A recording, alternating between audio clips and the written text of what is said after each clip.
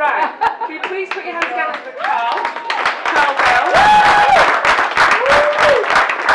The only thing I'd like to say about Carl is he said he would rather chew his arm off than stand here and speak. So it's not something he loves doing, but it's something he's bloody good at doing. Okay? I'm going to hand over.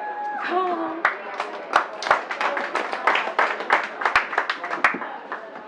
I never thought I could speak, but I came here tonight to kill a giant. I said I came here to kill a giant. Okay. As a child, I never spoke. I was so quiet, and I never cried. Does anyone know a child that doesn't cry?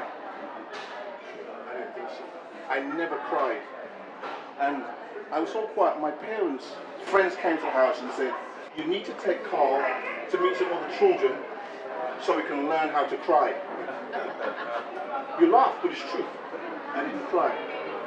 I remember my first day at school, and the school was at the bottom of the road, and I was terrified because it meant I'd need to meet other people and I'd have to talk. And I went to school, and the first day, there were so many children there, screaming and crying. I was thinking, I can't do this. And I remember they gave me my tag with my name on it. Guess what? I knew my name. But I was so confused. And I thought, I can't do school. How am I going to manage coming here every day? I'm going to have to speak to people. I had absolutely no confidence. So time went on. I was quiet at school and I was quiet at home. So people assumed I was stupid. And they told me I was stupid because I didn't speak, I didn't connect, I had no connection with people. You would find me in a cupboard with a toy, asleep. My sister she's 13 months older than me, and she was a big person, a big personality. And I could never compete with her personality. I could never compete with what she did and what she said. So I became a victim because she started to bully me. So I bullied at home. And I went to school and I was quiet. So I got bullied at school. So by the time I was I'd probably say 6 or 7, schools always said, Carl has no confidence. He never speaks. He doesn't interact. And the bullying at home and the bullying at school was a vicious circle because I didn't speak at home, I didn't speak at school. I was bullied at home, I was bullied at school. I remember getting to probably 7 or 8 and thinking, I can't cope with this. And I thought, I've got to find a way to end my life. And I remember walking to the top of my stairs in my house and looking down at looking out the landing window and thinking, I could jump, but if I jump, it's not high enough. I'm never going to die. Can you imagine wanting to kill yourself at the age of 8 or 9? I just couldn't cope with it. That was a defining moment. My father, strong guy, worked at a foundry. A very violent person. And always told me, you're stupid, you're never going to have anything, you're never going to be anyone, you're never going to go anywhere. So that gave my confidence the world of good. And he came home one day and said to me, he brought a broom. He worked at a family. You know the big brooms you sweep with? He brought home a massive broom and said to me, this is all you're ever going to need in your life. You're never going to be anything. That was like a spear through my heart. And I just thought, you know what? I started, it was a change in my life, because the next couple of years I thought, I've looked at the evidence that people said I was stupid, but there is no evidence. So I'm not going to believe what people said about me. And I'm going to set about proving everybody wrong. It kind of manifests itself in a violent way, because then I went, anyone who ever bullied me, I went to find them. And let's just say retaliation was not minimal. I would beat you in public, so everybody knew about it. So by the time I left school, I'd fought the geography teacher, I'd kicked down the music teacher, I'd strangled the deputy head, it wasn't a good situation. School wasn't good for me because no one had ever told me I would be anything or be anyone. So I had to prove people wrong. So the journey in terms of transformation changed because I decided that I need to change the balance of things. Transformation takes place when you have a desire to change. And if someone's told you you're ugly or you're stupid, you start to believe it. I refuse to believe it anymore and decided that although you told me I'm a caterpillar, I'm a butterfly. The transformation from a caterpillar to a butterfly is not pretty. You go through crisis. You go through. It's a painful thing. But I decided that I was more than people said I could be, and set about proving them wrong in everything I could. No one told me I would travel, that I would own properties, that I would have a business, that I have a beautiful wife and a family. Nobody told me that. They told me I couldn't. But I decided I've got absolutely nothing to lose. I've got everything to gain. And I'm no longer going to believe the lies people told me. Has anybody ever told you a lie? There's 3 of you there. A nice life. Have you believed it?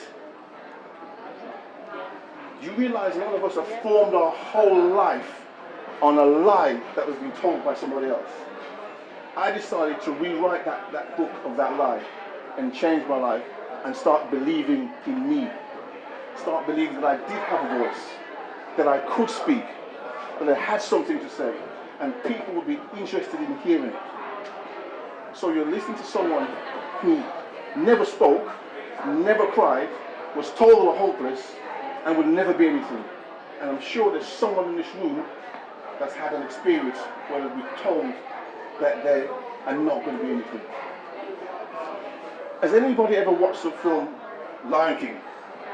Can you admit it? Yeah.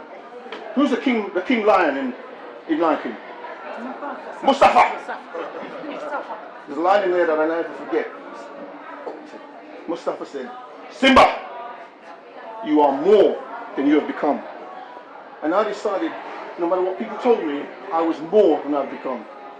So I'm telling you this story, 1, because it's true, and 2, because there's bound to be people who have been lied to about who they really are.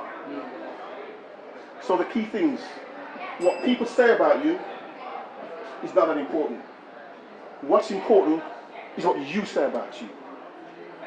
What you say about you.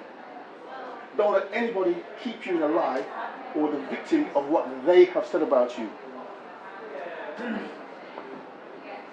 One of the final points, don't let your past paralyze you from achieving your future. Say it with me. Don't let your past paralyze you from achieving your future. Look at your neighbor and say, don't let your past paralyze you from reaching your future. One more time before I finish. Don't let your past paralyze you from achieving your future. Is the giant dead?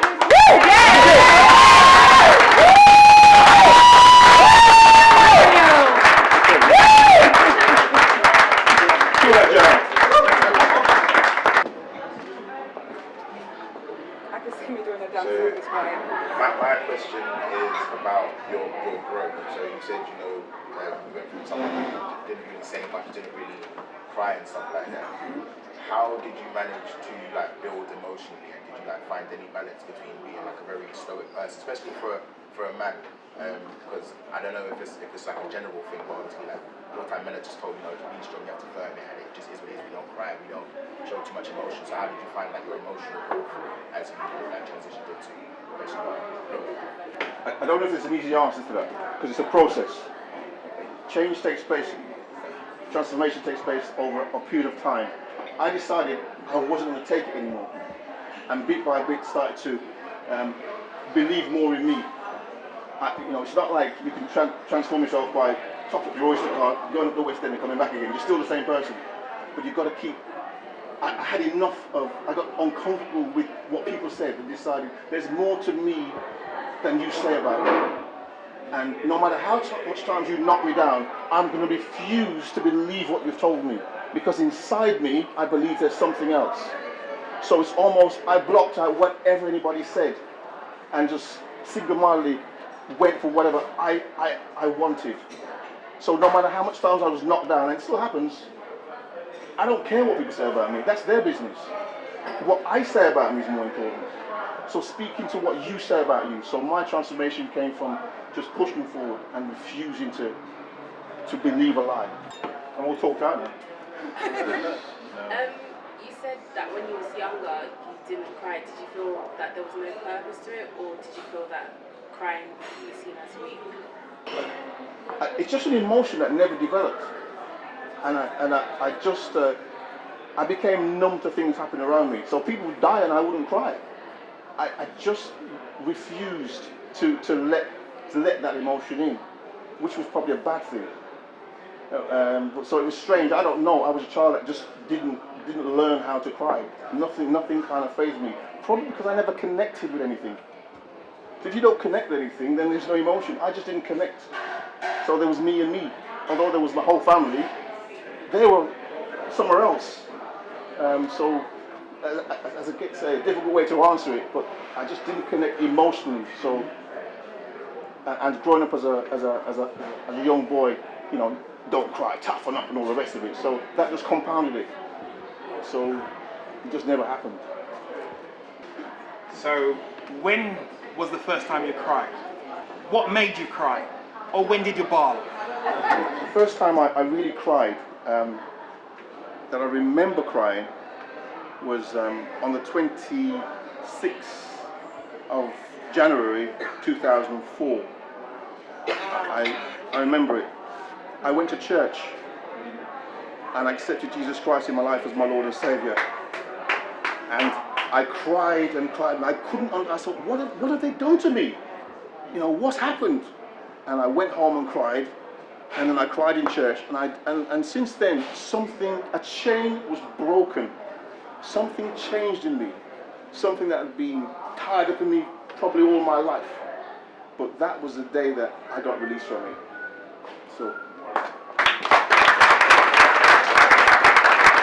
I know how difficult it's been for you to stand there and say this. And Alex and I was just talking about your journey. And I just wanted to say, for those of you who don't realise, this has been ridiculously hard for him to do, so I'm so proud of you.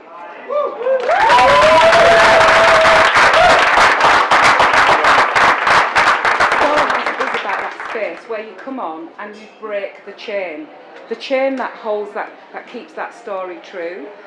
This isn't a stage for perfecting your art, it's just really to craft the story that sets you free. And with that, can we just have one more round of applause for Cal?